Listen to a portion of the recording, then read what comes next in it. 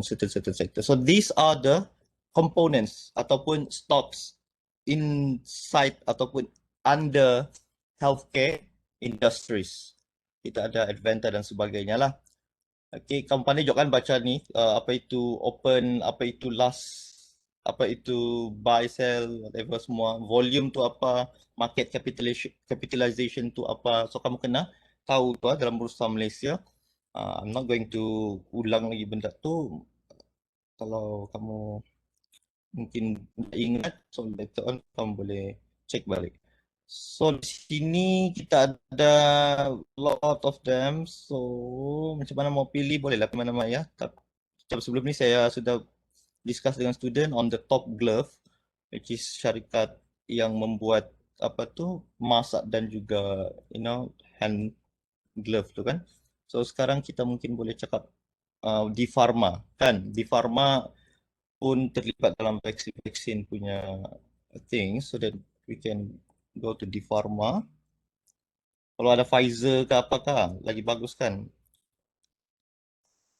Kalau dia ada listed dalam Bursa Malaysia, so kita boleh standard. Okay, so boleh terus direct, boleh scroll down actually, but then you can terus direct technical chart untuk tengok dia punya charting lah, technical chart. Okay, so ini adalah di Pharma punya technical charting, stock prices charting.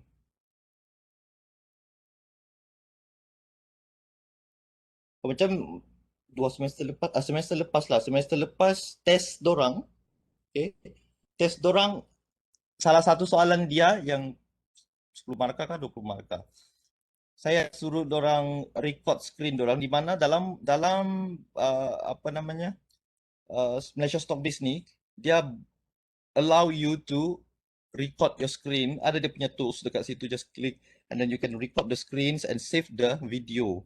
So that one saya suruh dorang, maksudnya saya bagi soalan, saya suruh dorang pilih. Mungkin kamu punya soalan pun boleh jadi macam ni, di mana saya suruh kamu pilih any stocks yang kamu mau pilih. So tidak ada sekatan di situ, kamu boleh pilih apa-apa stok yang kamu mau pilih. And then just provide me, okay, with the recording di mana kamu lukis the support lines as well as the resistance lines dan dalam masa yang sama trend lines. And then after you lukis, okay, masa lukis tu kena cerita lah macam mana kamu identify all the items, and then kamu akan explain lah little bit untuk ni. So test kamu boleh jadi macam tu, not really on you type in answer, okay, from the books kah, from whatever yang kamu ni kan. So dia lebih kepada kamu sendiri showcase and then you explain on how you can come to that part, each part by part. Saya sudah bagi tahu cara kamu di assess untuk test lah. Okay, tak semestinya on the MCQ and whatnot. Okay, technical analysis dia ada lain sikit lah, dia sebab dia hands on kan. So bila kamu dapat macam ni, so macam dia lebih macam overwhelming kan. So macam terlalu banyak things going on the charts. Apa yang perlu kamu buat pertama sekali bila kamu comes into the the charting adalah untuk eliminate all of the indicators ataupun tools yang dia sudah munculkan. Kalau kamu perasan dekat sini kita ada volume. Okay, volume is one of the tool kan, volume, price and volume yang kita akan cover nanti.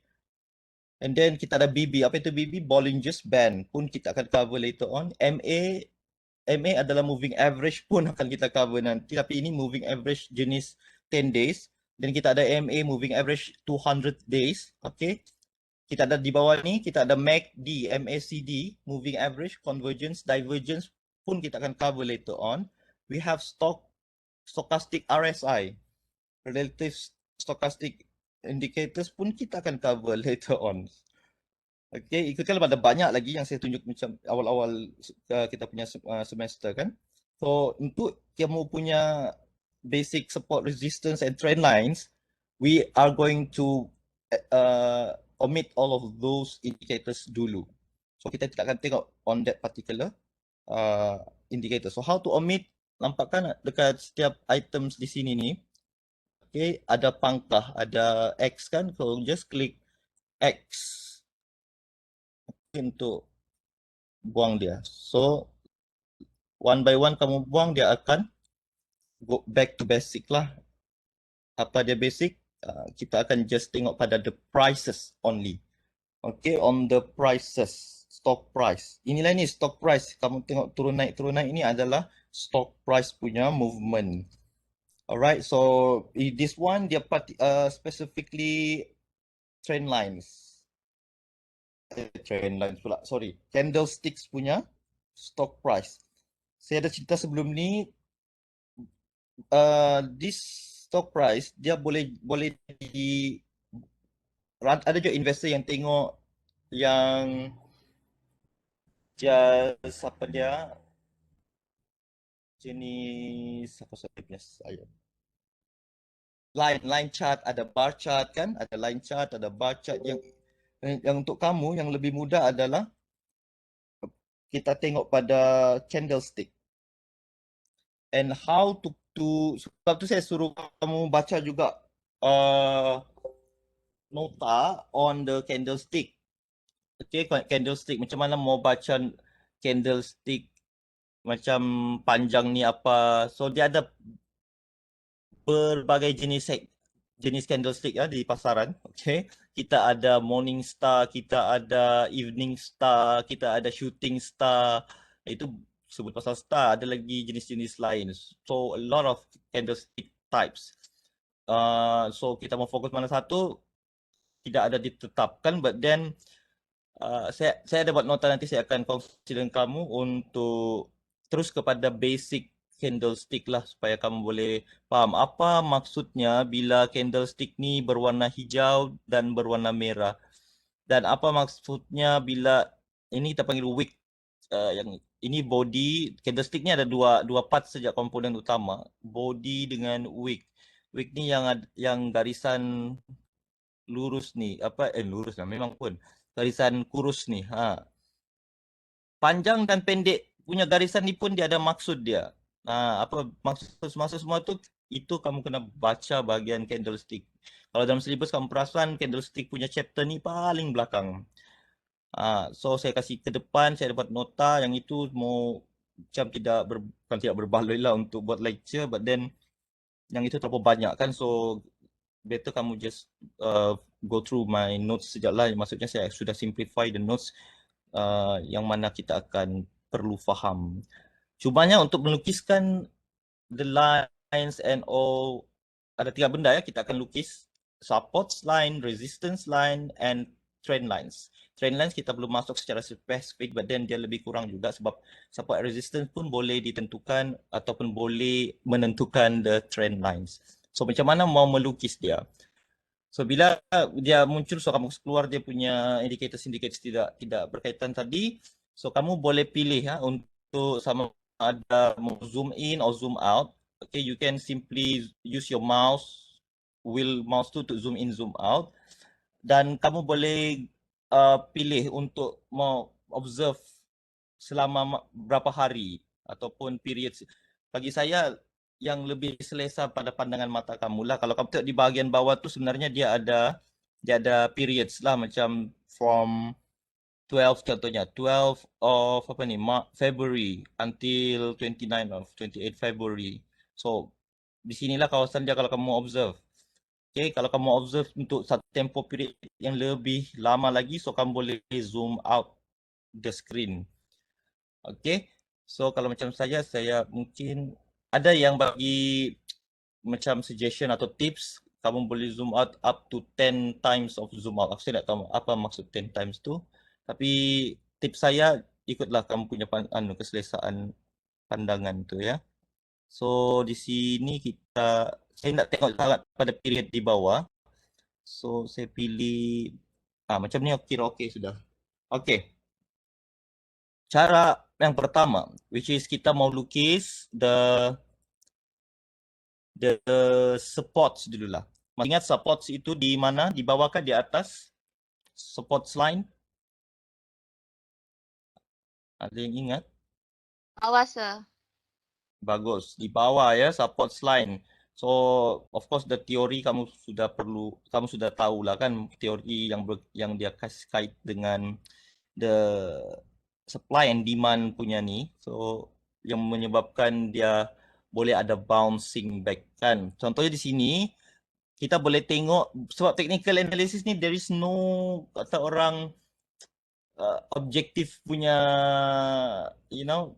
kalau kata di situlah supports maka di situlah supports. Faham tak? Maksudnya dia bergantung pada kamu investor yang lukis tu dan juga interpret the lines.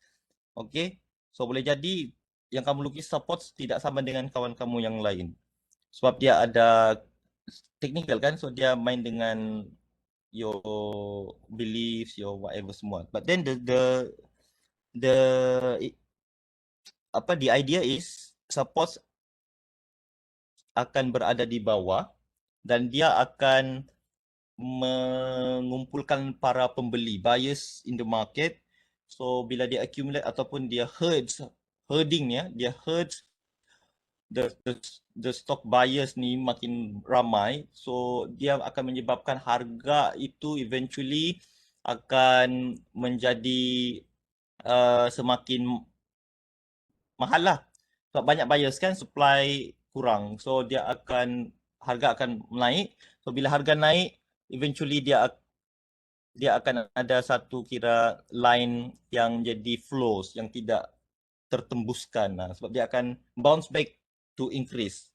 Faham ya? Maksudnya dia ada satu point di mana buyers tu akan buyers ni sebenarnya yang create these support lines. Okay?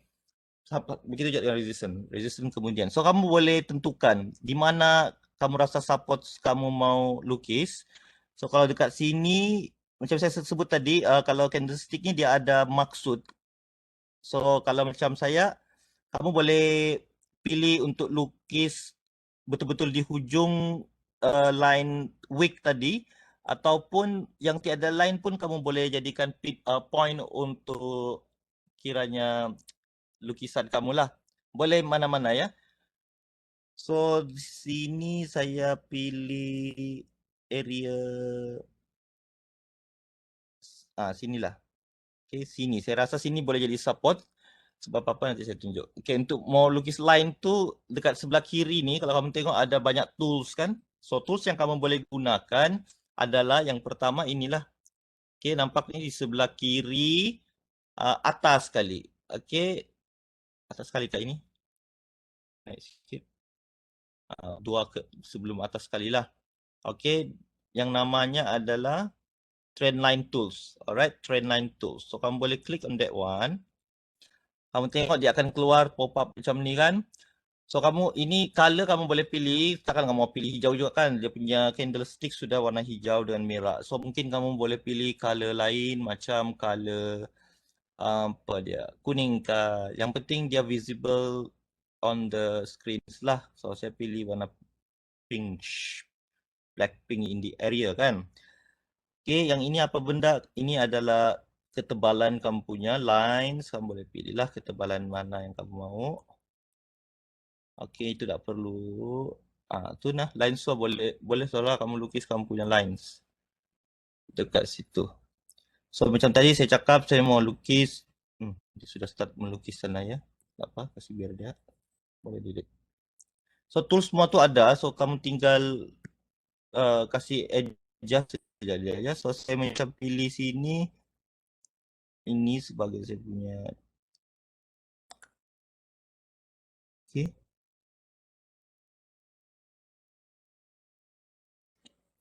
Saya zoom dulu sikit. So kamu boleh try juga hands on. Pastikan support tu macam saya cakap tadi bergantung pada investor. Dia mau pilih di mana sebagai support dia. So okay. First time pakai pen kan, selama ni pakai ni. Kalau tak terkena pun jangan risau, kamu boleh adjust after this. So di sini dia akan keluar yang ini. Boleh biarkan saja ni, klik OK. sebab nanti kamu boleh adjust the line. Okay. Kalau kamu boleh refer juga nanti video tu, dia ada tunjuk macam mana mau, lupa sudah, macam mana mau kasih automatic terus dia panjang. Kat sini ada rasanya extend. Okay, extend je lah. Ya, extend. So dia panjang, automatic panjang, so tak perlu tarik-tarik. So untuk kasih betul-betul kena pada ujung line tu, kamu boleh kasih gerak atas bawah lah. Okay. So saya kasih kena dia situ. Boleh? So itu adalah support line kita, untuk kita punya observation di sini. Kalau kamu tanya macam mana mau tentukan which periods, itu yang saya cakap tadi. Terpulang, kamu mau hati dia dalam periods yang lebih panjang pun shouldn't be a problem, but then you have to zoom in and zoom out lah. Tapi untuk saya punya area of observation will be this one. Okay, kenapa saya pilih tadi itu sebab kalau kamu tengok di sini, apa lagi tools yang boleh dipakai ni? Di sinilah ya. Sebab apa? Kalau kamu perhati dekat sini, kalau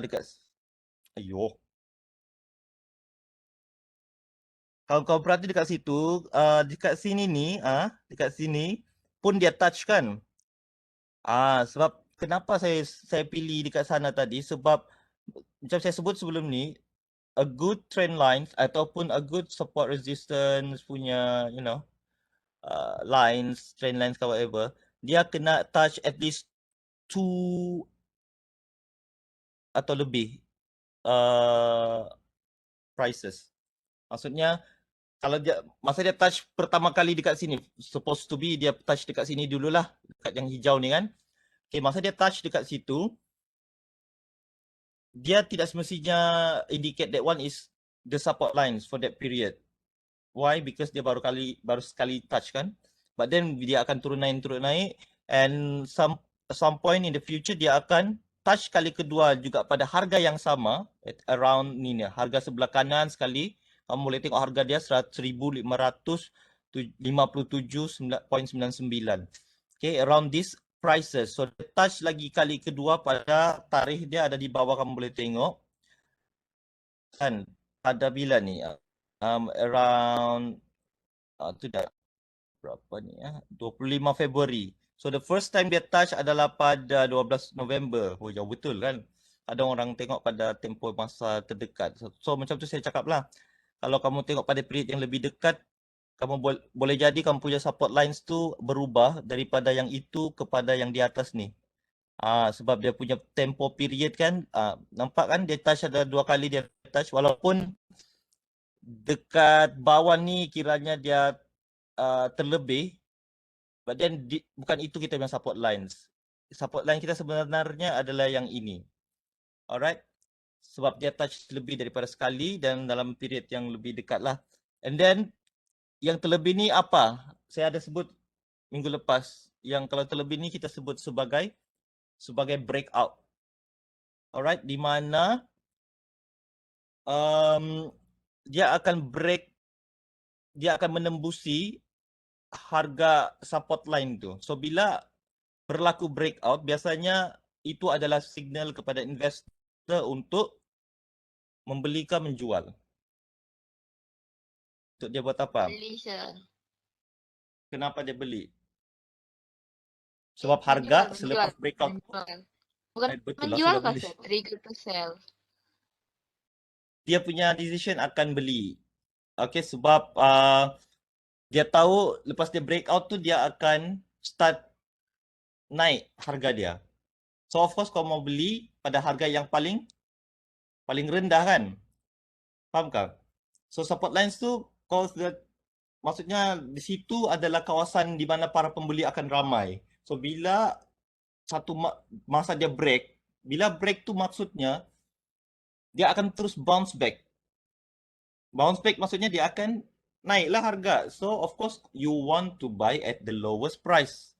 Ingat at the breakout ni dekat support line, kau punya decision hanyalah untuk membeli, untuk to enter the market as buyer. Sebab dia akan naik. Nampak ni dia akan naik. Dan sekarang apa yang kau perlu buat adalah tunggu masa dia untuk breakout dekat resistance line. So kamu akan lukis dekat sini another one line mungkin di dekat sini kan. Alright, dekat sini sebagai kamu punya support line. Lah. Mana-mana lah.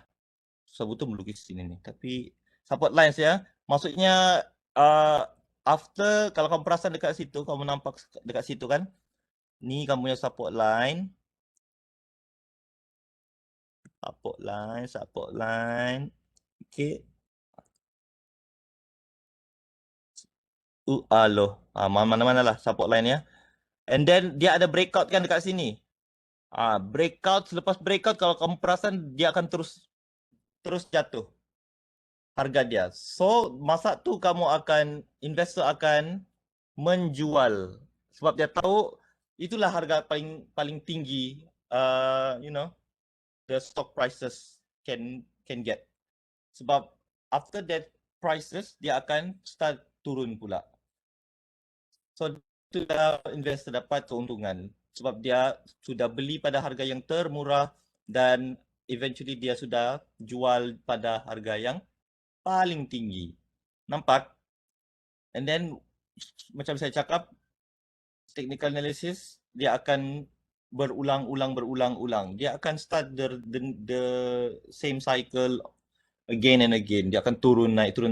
And then kalau kamu perasan dekat sini, ini yang kita sebut sebagai kawasan-kawasan yang berbahaya kepada investor. Dekat sini juga ada. Di mana dia boleh jadi investor tertipu lah. Yang kita sebut sebagai fake breakout ataupun fake out. Yang mana investor boleh ingat yang di situ adalah support lines atau resistance lines. Hence, diorang buat keputusan untuk menjual atau membeli. But then, dia belum lagi sebenarnya. Dia masih lagi yang kita panggil sebagai sideways punya trend. Dia berada di tengah-tengah. Dia kiranya belum ada perubahan trend lah. Sama ada dia uptrend ataupun downtrend. Dia masih dia punya terms ni dia sebut sebagai emotional movement lah, something like that. Maksudnya stock market dalam keadaan period dia tengah period, dia macam tidak stable dia punya emotion. Bila tidak stable kita tidak boleh baca. Perempuan kan bila dia tengah period lagi-lagi lah kau jangan buat hal. Sebab kita tak boleh baca dia punya emotion. Ini mau naik, mau marah kah, mau tak marah ni. So laki hold dulu, relax dulu. Tunggu emotion dia stable. After that you can read the behavior, the attitude, then you can make move. Begitu juga dekat stock market. Faham? Tak marah aku budak-budak ni. Apa pula tiba-tiba pasal period ni. Just tunjuk dia punya market sentiment ya. So malah saya lukis dia punya resistance. But then kamu faham lah ya, cara lukis tu itu je kamu guna tools dia. Kamu akan guna tools garis lurus ni, and then how to dapatkan garis lurus panjang. Dia akan muncul pop out dekat situ, kamu boleh klik to extend the lines. Okay, sepanjang mana sah? Tak case lah. Kamu panjang sampai dari sini ke sini pun no problem. Okay, asalkan kamu boleh tunjuk dia touch berapa. Lagi bagus kalau dia dapat touch beberapa ni ya. So pastikan kamu punya touch tu pun mestilah at least sekurang-kurangnya di hujung of the candle lah. Bukannya kamu rasa macam ini kira boleh halal lah. Tapi kalau yang macam ni kan, kamu kata itu sebagai touch which is wrong lah. Ini bukan touch, ini break ni. Dia break. Dia mesti berada betul-betul di ujung. Tak kisahlah dia ada tangkai tangkai itu kah ataupun dia tiada tangkai dekat bontot dia, no problem. Bukan itu tak jadi isu. But then dia mesti di hujung, sama ada di hujung yang tiada tangkai ataupun di hujung yang ada tangkai. Sekali lagi, candlestick tu ada maksud lah, bertangkai tak bertangkai tu maksud dia tu itu adalah jenis-jenis candlestick yang bila dekat bullish punya trend lines, dia boleh, maksudnya itu adalah close price, and then yang dia datangkan itu adalah dia punya opening price and whatnot. Itu nanti saya akan kongsikan notes untuk kamu baca sendiri nanti ya. Untuk